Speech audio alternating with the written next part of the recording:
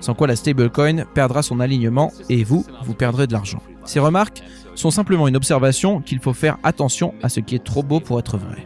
Rien n'est gratuit dans la vie. Les gens aujourd'hui n'ont généralement pas conscience de ça. Ils pensent que cette stabilité est gratuite. Mais c'est faux.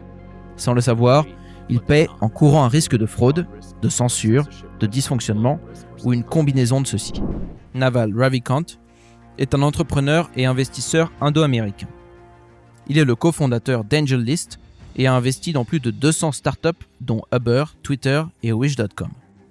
Il est présent sur les réseaux sociaux, notamment Twitter, et est invité fréquemment sur différents podcasts pour parler d'économie, d'état d'esprit et de philosophie. L'extrait que nous vous présentons aujourd'hui provient d'un épisode du Tim Ferriss Show d'octobre 2020.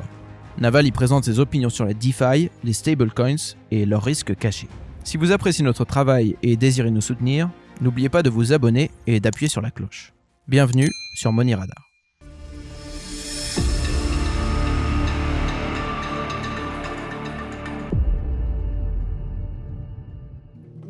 Je pense que les crypto-monnaies sont probablement l'une des plus grandes inventions de l'histoire de l'humanité. Ce qui les rend intéressantes est le fait qu'elles se développent comme dans un espace non réglementé, comme le font en général les industries technologiques. Il est très difficile pour la technologie de changer les espaces réglementés, comme se rendent compte à leurs dépens des entreprises comme Uber ou Postmates. Généralement, la raison pour laquelle la technologie fonctionne est qu'elle crée sa propre frontière. C'est une frontière numérique qui a été créée. Maintenant que les frontières physiques sont toutes fermées, où aller pour créer quelque chose de nouveau sans interférence ni réglementation? Où aller pour pouvoir exercer sa créativité sans entrave?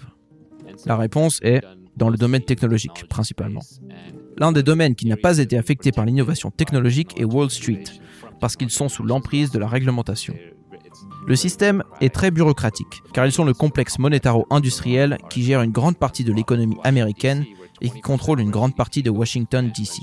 Le résultat est que 20% de notre PIB va dans l'ingénierie financière et dans le casino de Wall Street.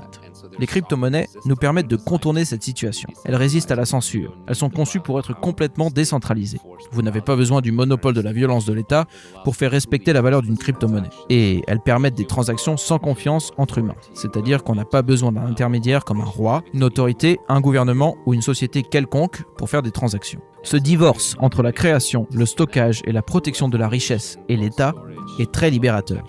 Et en réalité, c'est ce que les crypto-monnaies permettent. La crypto-monnaie la plus connue est le Bitcoin, qui prétend jouer à la fois le rôle de l'or et du compte en Suisse. Il présente certains avantages en tant que réserve de valeur. Il peut être stocké numériquement, il est donc difficile à saisir. Il est très facile à vérifier et à authentifier technologiquement contrairement à l'or. Il est facile de l'envoyer électroniquement au-delà des frontières nationales grâce à Internet. Et il est facilement divisible en millionièmes de Bitcoin si on le souhaite. Il est aussi relativement programmable. Et il se prête donc à certains usages avancés, comme l'utilisation de contrats intelligents. En somme, il a beaucoup à offrir en tant que réserve de valeur. Ses difficultés incluent le fait qu'il n'est pas vraiment privé, même s'il l'est en partie. Il n'inspire pas confiance parce que c'est un nouveau type de réserve de valeur qui n'existe que depuis 2009. Les gens ne savent pas s'il est là pour durer et à quel point il dépend d'Internet. Les gens doutent du fait que les mécanismes de consensus de la preuve de travail soient incorruptibles, incassables, et résistant aux bugs et à la centralisation. Chaque année qui passe où le Bitcoin survit et triomphe des différents défis auxquels il est confronté le rend de plus en plus digne de confiance. Et donc, son prix augmente, même s'il reste bien sûr très volatile. Lorsque vous achetez du Bitcoin, vous achetez un actif actuellement très spéculatif. Et vous prenez le pari qu'il deviendra une sorte d'or numérique, ou qu'il remplacera peut-être même toutes les autres réserves de valeur en devenant lui-même incontournable.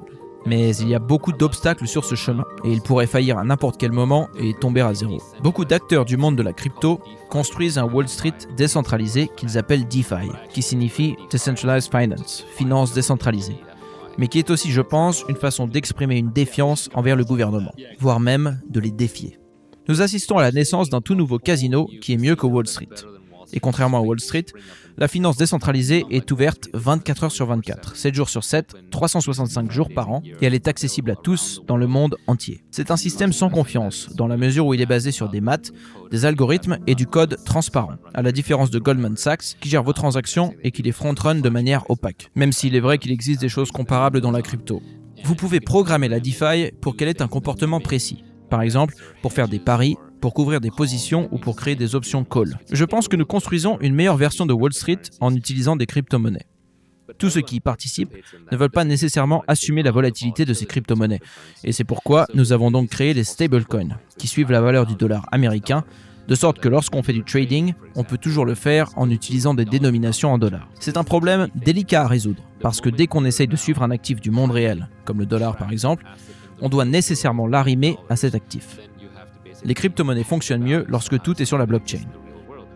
Quand tout est électronique et numérique, et contrôlé par des ordinateurs dans le cloud. Les stablecoins qui suivent la valeur du dollar américain sont apparus, et les plus connus sont USDT, Tether, l'USDC qui est émise par Circle, et le DAI de MakerDAO, qui est stabilisé par un algorithme. Ces dollars numériques sont conçus pour que vous puissiez les utiliser au pays des cryptos, puisqu'ils existent sur une blockchain, et que le code sur lequel ils sont basés les indexe sur le dollar.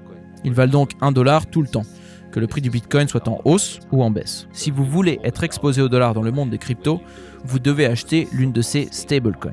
Mais attention à tout ce qui est trop beau pour être vrai. Avoir un actif stable dans un monde crypto très instable se doit de coûter un certain prix.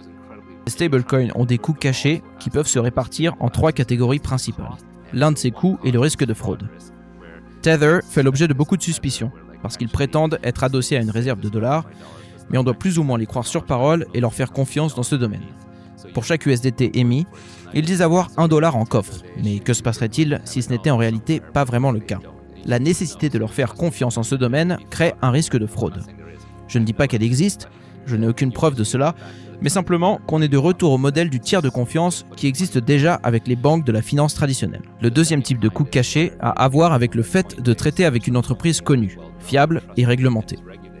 Tout comme avec des dollars normaux, il existe un risque de censure gouvernementale. Le gouvernement peut décider de saisir ou de geler les avoirs de n'importe qui, et Circle peut donc désactiver votre compte USDC et vos stablecoins. Le système n'est donc plus décentralisé et souverain comme l'est le Bitcoin. Le dernier type de risque est le risque de dysfonctionnement. Le DAI est collatéralisé par du Bitcoin et de l'Ethereum, et est donc basé sur l'espoir que leur prix ne changera pas radicalement, sans quoi la stablecoin perdra son alignement et vous perdrez de l'argent. Ces remarques sont simplement une observation qu'il faut faire attention à ce qui est trop beau pour être vrai. Rien n'est gratuit dans la vie. Créer un jeton stable ex nihilo dans un domaine très volatile doit nécessairement avoir un prix. Les gens aujourd'hui n'ont généralement pas conscience de ça. Ils pensent que cette stabilité est gratuite. Mais c'est faux. Sans le savoir, ils paient en courant un risque de fraude, de censure, de dysfonctionnement ou une combinaison de ceux-ci.